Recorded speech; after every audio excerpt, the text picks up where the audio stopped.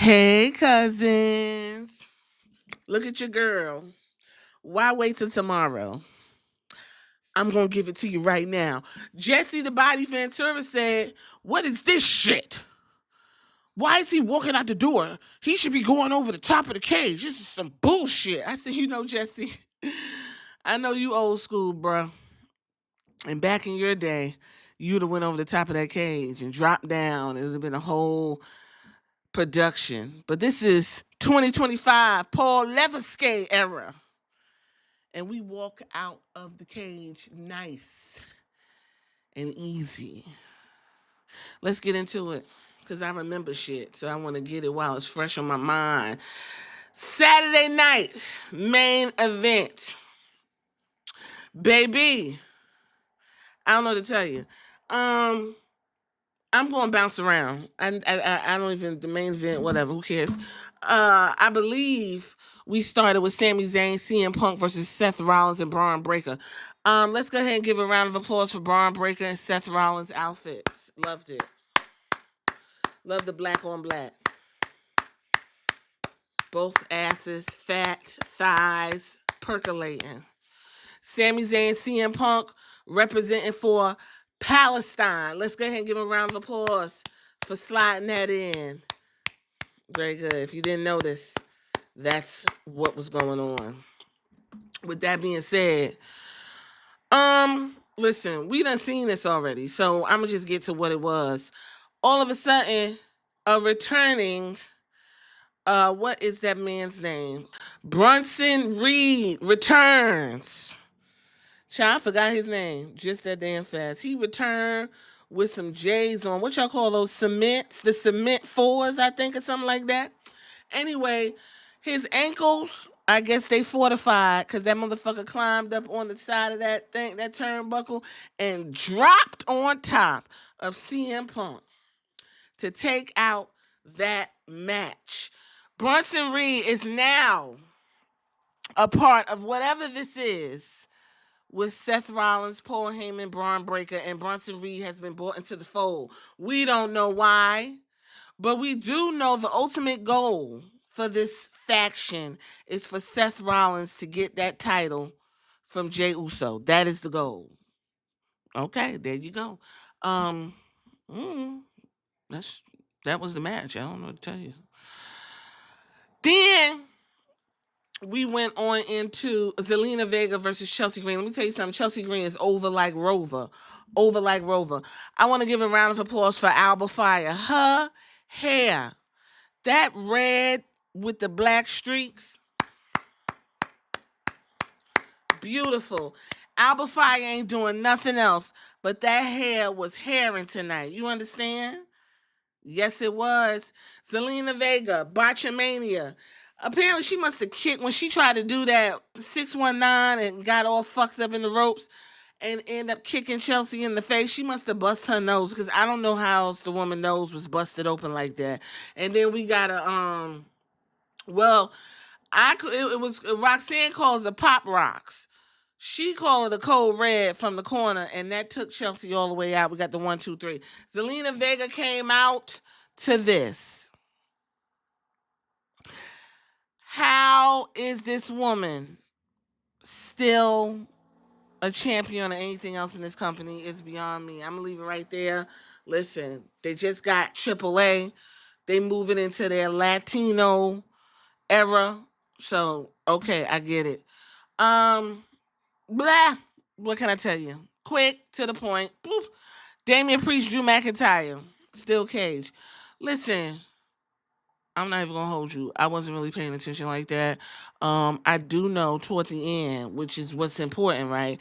Damian Priest did a concerto on Drew McIntyre, and this is where Jesse the Body Ventura was not fucking having it. He said, "Hurry up and get the hell out of it. What's happening here?" Because Damian Priest is trying to let it breathe. He done slammed this man's head between two chairs. Then he took his time and walked out the ring through the door. Jesse was like, that's not how I remember it. You supposed to go over the top of the cage.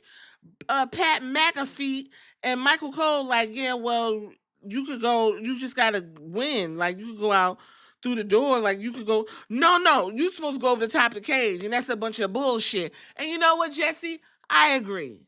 Now, y'all want old school to commentate? Old school is going old school every time. He said, in my day, we went over the top of that goddamn cage. He said that was some of the weakest shit he ever seen. He said, Damian Priest should have had a goddamn limo pull up and lift him out the cage like a delicate flower he is. Child, Jesse the Body was not having it. And I laughed my ass off because he said, this is a bunch of bullshit. He made that commentary team so uncomfortable. Listen, y'all want old school going old school. Let's go on to John Cena versus R-Truth. 1, 2, 3. You already knew R-Truth was gonna get his ass whooped, okay? Like, please. The match I probably was a good, if I could guess, had to be no more than maybe 6 minutes tops. At one point, John Cena was gonna bust R-Truth with the belt, but R-Truth was looking at him like, why you gonna do me like that? And so John Cena played into it and then gave the belt to the man, to the referee. And while the referee was over there taking all day to take the belt over there, he went ahead and kicked R-Truth in the dick and gave him an attitude adjustment, the 1, 2, 3, and that was it. This, listen, this was a way to get Cena on the card and charge y'all $7,000 to see him in one last match. That was the way to do it. R-Truth, I know everybody was riled up and everything. This was non-title. This was just to go ahead and give R-Truth something to, feel. And I'm not mad at it. It just wasn't necessary. So Cena's still a heel and R-Truth is a loser, like Drew McIntyre. Speaking of which, Drew McIntyre, I'm going to need you to stop talking strong like you do. You always talking strong and losing dumb hard. Now, unless you want to start swinging that Claymore and chop these motherfuckers down to win a match, I'm going to need you to go find you something else to do. I don't give a fuck what Drew McIntyre says going forth. I don't believe it. I don't know who Cheerios he pissed in, but they don't see it for Drew McIntyre, okay? Moving right along. Jimmy Hart was in the audience and a bushwhacker Luke, and he looked absolutely horrific. And I don't know what that carpet was that was glued to his head. And then they showed Tatanka, and everybody didn't know who the fuck that was. Listen, majority of the people who watched and were like cognizant in the 80s are in their late 50s, and they're not in the audience, right? They're not there. I'm sorry to tell you. Yes, John Cena picked up the earrings that got kicked out of Truth's head and shit. Whatever. Well, so Jay was backstage walking. John Cena stopped him and was like, oh, so you got to go out there and fight Logan Paul. So if Logan Paul wins and takes that title off you actually going to be the one to ruin wrestling because a YouTuber is going to be the champion because you a weak ass motherfucker. And what did Jay Uso do? Nothing. Look crazy. That was about it. I forgot to let you know that Drew McIntyre was going to get stretchered out, but he chose to power through and be riled up in the back. So the main event was Jey Uso versus Logan Paul. You know what? I did tune out. I ain't even gonna hold you. I feel like Logan Paul did what he had to do to get this match to where it needed to be. Jay did his moves. Nothing spectacular took place. It's what happened at the end that this story was told. So Jay was getting his ass whooped, whatever. And so John Cena came back and proceeded to fuck up Jay.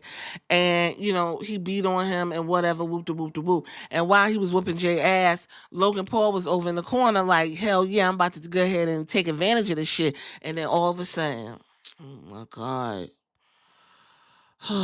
We got Joan. And guess who came running down the goddamn lane in his red, white, and blue, sliding in the ring and jumping on John Cena.